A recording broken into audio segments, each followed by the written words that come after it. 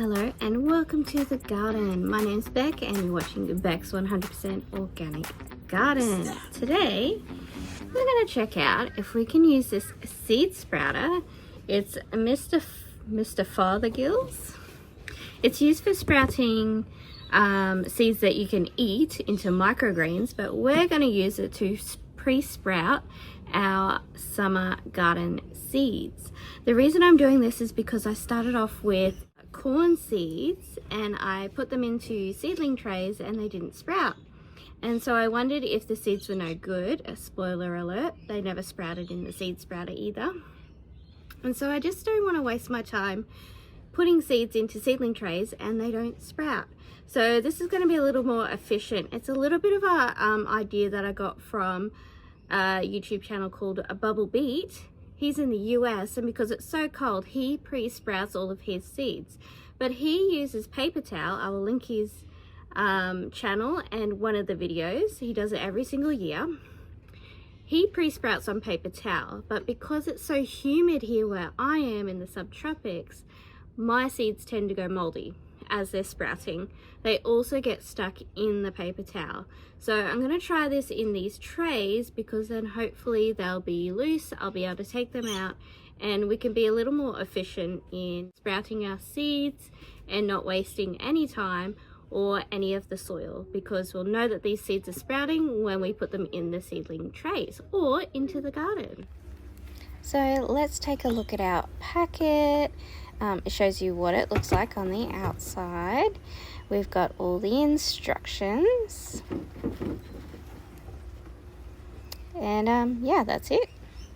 So we've got 4 clear trays, which is where we put the seeds. And then we've got 1 green tray, which collects the water. So the water comes out of these little, I thought they were grooves. I thought the water could come out the grooves, but it doesn't. It comes out that little plug that's on the right. And so yeah, there is plenty of room for plenty of seeds in there. Here is a screenshot of the instructions if you'd like to take a look. I had a really good read through, and there's a bit of food safety on there too if you're eating the seeds. So the first seeds we're going to put in here is the sweet corn. So I really love this variety, and I did notice it does say sow by August. So I think, and it is August now when I'm sowing them, so I think the seeds were just out of date. On the instructions it does, I'd already pre-opened them too. On the instructions it does say with that little valve where the water comes out, when you first fill it up you need to just move it a little bit and it will start the siphoning. So yeah, I counted out 20 seeds, and yeah, they absorbed water but they didn't actually sprout. For the next layout we are putting in some home saved zinnia seeds. So if you watch some of my old videos, we harvested all the heads of the zinnias, and these are the seeds. Now I've already tried to sprout these into soil and the germination rate was really low, so I'm actually putting a lot in because I suspect that they're not all fertile. But I do want to see what colors we get because we had some really beautiful pinks and oranges. So yeah, I'm interested to see what we get out of that. Next up is zucchini. I'm just going to put 5 of these in. And some of the seeds had some brown spots on them, so I didn't use those ones. I used the 5 nicest, plumpest looking seeds. We're going to do quite a few different seeds on this level because there's room, and if they mix up it doesn't matter because I know what they are. Next is, these are not bologna beans, they are called cranberry. They have this really beautiful striping on them. They're really gorgeous when they're first harvested. You can eat them as dried beans, and I think that's probably what they're better for, but you can also eat them fresh. So I think I did 10 of those, and we're going to put them at the tunnel. So we're going to do like a whole tunnel row of beans, and 10 beans each section, and then in between each section we are going to put a tomato plant, a cherry tomato. So the next ones are home saved seeds. I believe these are some kind of a green bean, but I can't remember the variety. So another 10 of those. And I get really good germination on the home saved bean seeds. So I know that exactly 10 should be fine. They should all sprout. I'm moving them around, but like once you add the water, they all mix up. So don't even bother separating them. Looks a little bit aesthetic right now. And then next up we have home saved black seeded snake beans. These are fantastic. They're so delicious. I grow them every single year.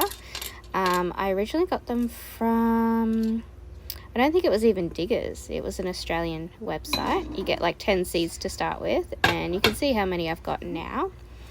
So yep, that's that layer.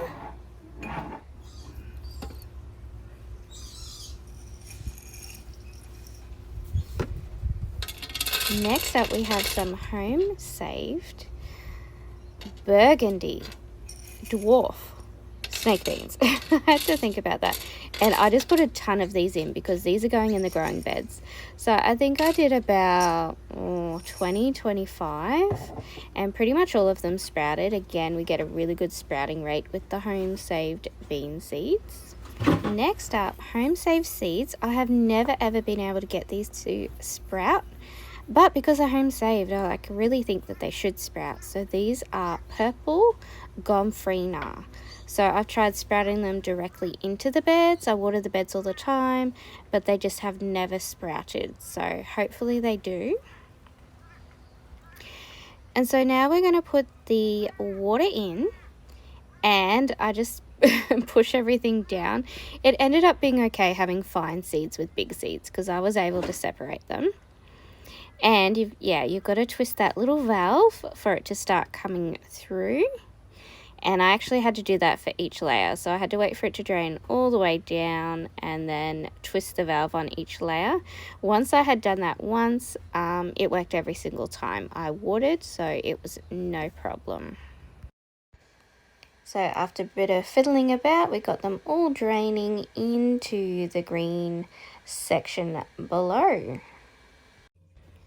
So all the water gathers into the green section, and I thought I don't want to waste that. So what I'm going to do is cut the top off a Coke bottle to make a funnel. I was going to say a fountain.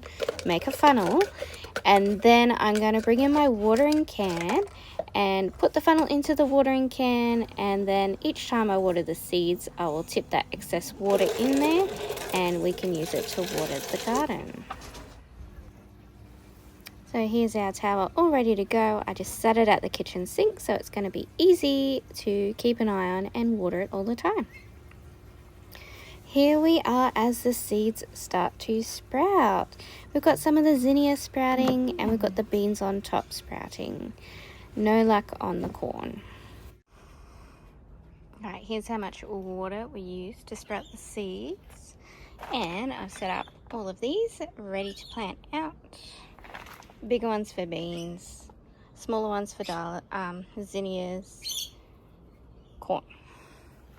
So the first ones are the dwarf snake beans. So we're gonna do the ones that already have roots, not these yet. And then we've also got gomphrena, which hasn't sprouted yet. So we're just gonna water these with this water. Hey, Betty. Hello. You can't eat my seeds. Oh, thanks.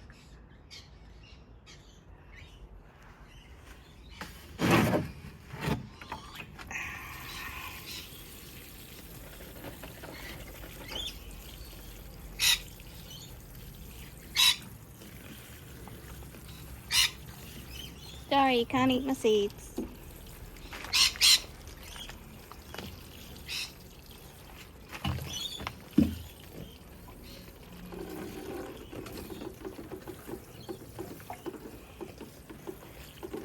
Great. And then got my little tool, because we've got to be careful now. Let's bring this closer. Now I'll put one in each. Needs to be a little bit deep. About 1 centimetre. And we'll pick out these bigger ones. And need to root down. So it needs to be deeper.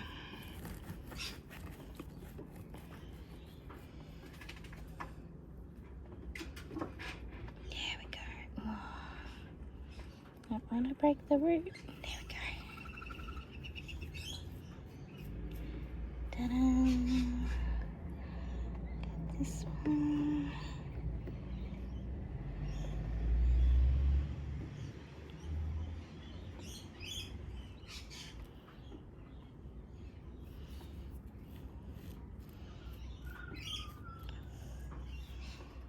This guy. Be careful you don't snap the root off. It comes out that little bit.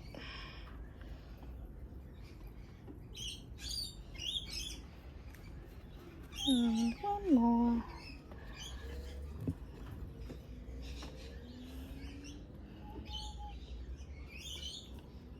Beautiful.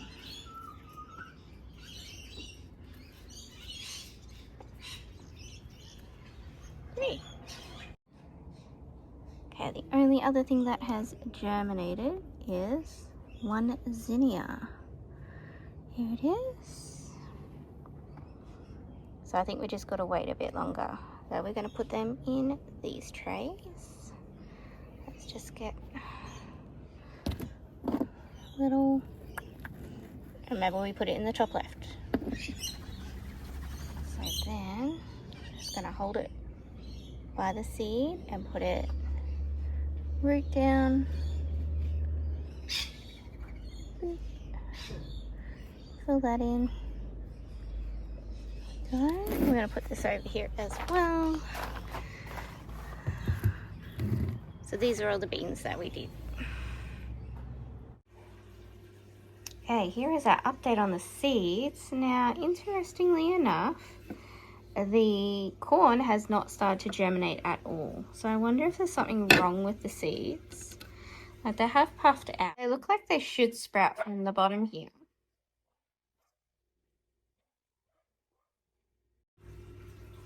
I now have a spare tray which I want to sprout.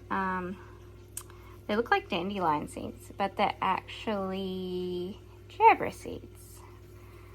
So I want to try and sprout those. These beans have all been planted out except for these few, which are still sprouting. And the gomphrena is sprouting, so I planted quite a few of those as well. So I'll probably plant the rest tomorrow. I have never been able to sprout these, so we can see that the seed does work. However, I'm not sure if this seed is bad or what's going on. And also, our zinnias are sprouting, and I have planted a few of those.